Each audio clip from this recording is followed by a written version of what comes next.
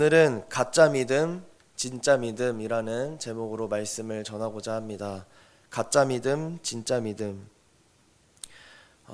저희가 7월 1일부터 예레미야를 쭉 해왔고요. 그 다음에 열왕기 하를 했고, 그리고 이제 예레미야 애가까지 와서 오늘이 예레미야 애가 마지막입니다. 내일부터는 이제 시편 107편을 시작으로 신약으로 이제 넘어갑니다. 구약을 했다가 신약으로 이제 넘어가는데요. 여기까지 오면서 제 마음 안에 들었던 것은 참 정말 이 유다 왕국과 북이스라엘 왕국이 멸망해 가는 것을 보면서 참 비통하다, 너무 슬프다, 이런 마음이 많이 들었습니다. 오늘 말씀도 보시면은 이 대적들과 원수들이 성에 있는 여자들을 겁탈하고, 또 지도자들은 죽고 청년들과 아이들이 엎드러지는 그런 장면을 묘사하고 있습니다. 또 어르신들은 쉴 곳이 없다고 나오고요. 청년들은 다시 노래하지 못했다, 이렇게 나오고 있습니다. 다시 노래하지 못했다는 것은 소망이 없다는 것이죠. 여유가 없는 것입니다. 15절에 보시면 기쁨이 사라지고 춤이 변하여 슬픔이 됐다, 이렇게 말하고 있습니다. 그 이유에 대하여서 예레미야는 이렇게 말하고 있습니다. 16절입니다. 오호라, 우리의 범죄 때문이니이다. 내가 잘못해서, 우리 남유다가 잘못했기 때문에 이러한 벌을 받고 있는 거라고 스스로 고백을 하고 있는 것입니다. 그렇게 고백은 하고 있지만 그 속에 비통함이 느껴집니다. 슬픔이 느껴집니다. 17절에 보시면 마음이 피곤하고 눈이 어두워지고, 그리고 18절에는요 시온산이 황폐해졌다, 이렇게 나옵니다. 그리고 그 성읍에서 여우가 논다, 이렇게 나와 있습니다. 통제 불가능의 땅이 된 것이죠. 이렇게 절망스러운 목소리를 내면서도 마지막에는 하나님의 영광을 높이면서 마무리를 짓습니다. 19절에 보시면 여호와여, 주는 영원히 계시오며 주의 보좌는 대대에 이르나이다, 이렇게 나와 있습니다. 이 말씀은요, 하나님의 백성이 이렇게 고통 중에 살게 되었는데, 그리고 시온의 영광이 떠나게 되었는데, 땅이 황폐해졌는데, 그럼에도 불구하고 주님은 영원할 것이며 주의 보좌는 대대에 이를 것이라고 말하고 있는 것입니다. 이것은 완전한 대조입니다. 우리의 삶은 이렇게 완전히 나락으로 가고 있는데 하나님의 보좌는 높임을 받는다는 것입니다. 이거는 예레미야의 의도적인 대조입니다. 그러면서 20절에 예레미야의 그 속상한 마음이 삐죽하고 나옵니다. 20절을 보시면 주께서 어찌하여, 이럽니다. 주께서 어찌하여 우리를 영원히 잊으시오며 우리를 이같이 오래 버리시나이까. 보통 시편 같은 데를 보면요, 이런 비슷한 구절이 나오면 어떻게 나오냐면 주께서 어찌하여 우리를 영원히 잊으시겠나이까, 이렇게 말합니다. 질문형이지만 뭐예요? 잊지 않으실 거라는 확신을 가지고 기도를 하거든요. 다윗의 시편을 보면요. 그런데 지금 예레미야는 자기 앞에 주어진 상황과 백성들의 모습을 보니까 어때요? 주께서 어찌하여 우리를 영원히 잊으시오며 우리를 이같이 오래도록 버리시나이까. 그렇게 아주 확정적인 절망의 마음을 삐죽하고 표현하고 있는 것입니다.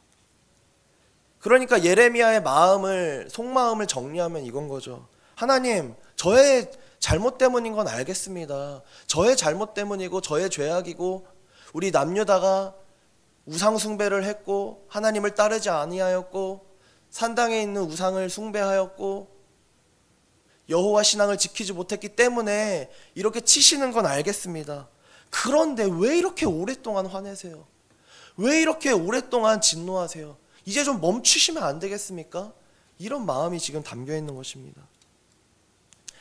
여러분, 인간관계에서 가장 어려울 때가 언제인가요? 뭔가 어그러지고 다투고 싸움이 생겼을 때 가장 어려울 때가 언제인 것 같으세요?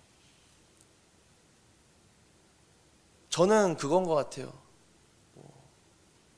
부부싸움을 자주 하지는 않지만 저도 사람이고 저희 아내도 사람이기 때문에 서로 마음이 안 맞을 때가 있어요. 그럼요, 이거를 바로 풀으면 좋은데 서로 꿍 해 있으면요, 이게 안 풀리는 거예요.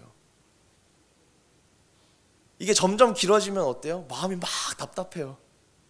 이제 자야 되는데, 이걸 풀어야 되는데, 말을 먼저 누군가 꺼내면 되는데, 딱 꺼냈을 때 받아치면 마음이 또 아프잖아요.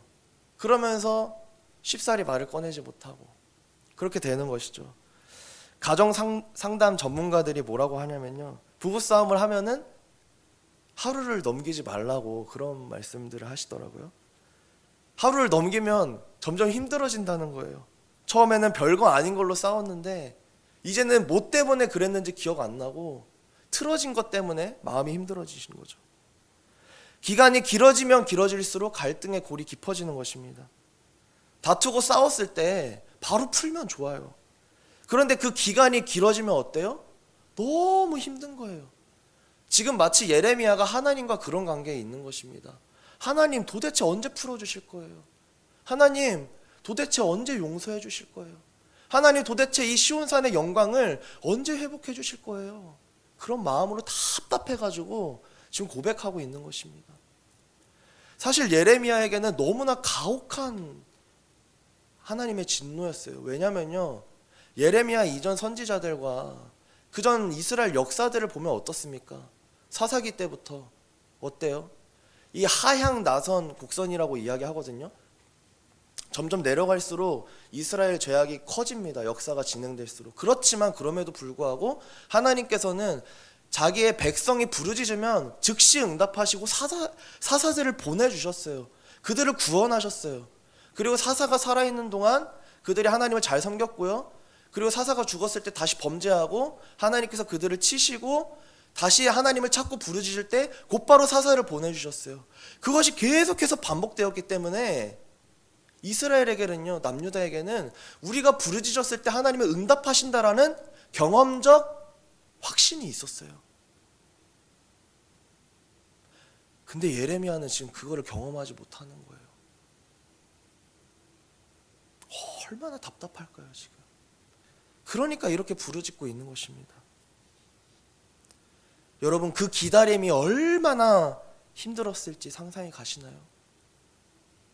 마치 우리의 모습 같지 않나요? 우리가 하나님께 이 새벽에 나와서 부르짖고 구하고 눈물 흘리지만 마치 하나님의 응답이 없으신 것 같을 때가 있습니다. 근데 오늘 예레미야의 모습을 보세요. 예레미야도 우리와 동일한 마음이었지만 하나님 언제까지 이렇게 우리를 내버려 두실 겁니까? 왜 이렇게 화가 나셨습니까? 그렇게 말하지만 예레미야는 끝까지 버텼다는 것입니다. 이런 예레미야와 같은 상황에 놓였을 때 가짜 믿음과 진짜 믿음의 구분이 생기는 것 같습니다. 그때 이제 분별되는 것 같아요. 가짜 믿음은 무엇인가요? 하나님의 진노의 매가 왔을 때, 예레미야 애가 3장 1절에 있는 여호와의 매가 우리 삶 가운데 왔을 때 하나님을 완전히 떠나버리는 거예요. 예수 믿어도 별 소용 없더라.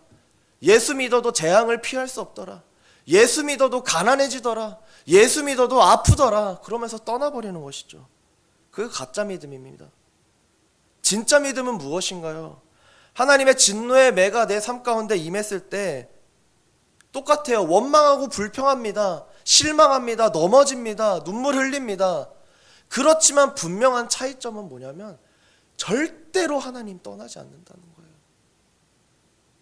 그것이 가짜 믿음과 진짜 믿음의 차이입니다. 아무리 매를 맞아도, 아무리 고통스러워도 하나님을 떠나지 않습니다. 그 고통 중에 있을 때 어때요? 때때로는 그 고난이 너무 크면요, 여러분, 예배당에 나와서 기도의 입술을 열려고 해도 기도가 나오질 않습니다. 그런 경험 다들 있으시잖아요. 그냥 와가지고 앉아가지고 기도를 해야 될 것 같은데 다들 열심히 기도하는 소리를 들으면서 나도 입술을 열어야 되는데 하는데 내 삶에 닥친 고난이 너무 크면은 진짜 입술이 떨어지질 않아요. 마치 부부싸움을 한 부부의 모습 같죠. 하나님, 이러면서 나오질 않는 거예요. 그래도 어때요? 진짜 믿음은 그 자리에 있다는 거예요. 우리가 오늘 이 새벽에 이 자리를 지키는 것처럼 진짜 믿음은 그럼에도 불구하고 기도의 자리에 하나님 곁에 있다는 것입니다. 이것이 진짜 믿음입니다. 진짜 믿음도요, 하나님을 원망할 수 있어요. 원망한다고 해서, 슬퍼한다고 해서 가짜 믿음이 아닙니다. 진짜 믿음도 실망할 수 있습니다. 속상해할 수 있습니다. 뭐 진짜 믿음이라고 해서, 강한 믿음이라고 해서 나는 하나님, 저는요 어떤 고난이 와도 괜찮습니다. 주님, 저는 다 주님의 뜻인 줄로 믿습니다. 모든 것이 합력하여 선을 이룰 줄 믿으니까 괜찮아요.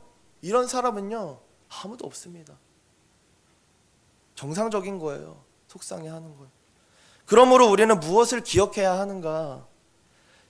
진짜 믿음을 소유한 사람이 되기를 소망하면서 믿음으로 버티고 믿음으로 이겨내고 믿음으로 그 자리를 지켜야 하는 것입니다. 그러한 우리가 되기를 소망합니다. 지금 예레미야가 그렇게 하고 있는 거예요. 하나님, 도대체 언제까지 치실 것입니까? 어찌하여 이렇게 하십니까? 하지만 그러면서도 하나님께 부르짖고 하나님을 찾는 것처럼 우리도 예레미야처럼 하나님을 떠나지 아니하고 언제까지 붙잡는 그런 참된 믿음의 소유자가 되기를 주님의 이름으로 축복합니다. 오늘 말씀 기억하시며 기도하실 때 이렇게 기도했으면 좋겠습니다. 하나님, 버티는 자가 되게 하여 주시옵소서. 하나님, 이겨내는 자가 되게 하여 주시옵소서. 어려운 중에도 하나님을 바라보는 자가 되게 하여 주시옵소서. 그렇게 고백하는 저희 모두가 되기를 주님의 이름으로 축복합니다. 축복합니다. 기도하겠습니다. 사랑이 많으신 아버지 하나님, 예레미야의 부르짖음을 보면서 나 또한 믿음의 자리를 지키며 버티는 자가 되기를 아버지 소망합니다. 오늘 새벽을 깨우고 이 자리에 나왔습니다. 부르짖는 소리 들어주시옵시고 속히 응답하여 주시옵소서. 믿음의 자리를 지키는 주의 권속들을 기억하여 주시옵소서. 주의 약속을 기억하여 주시옵소서. 감사드리며 예수님의 이름으로 기도드립니다. 아멘.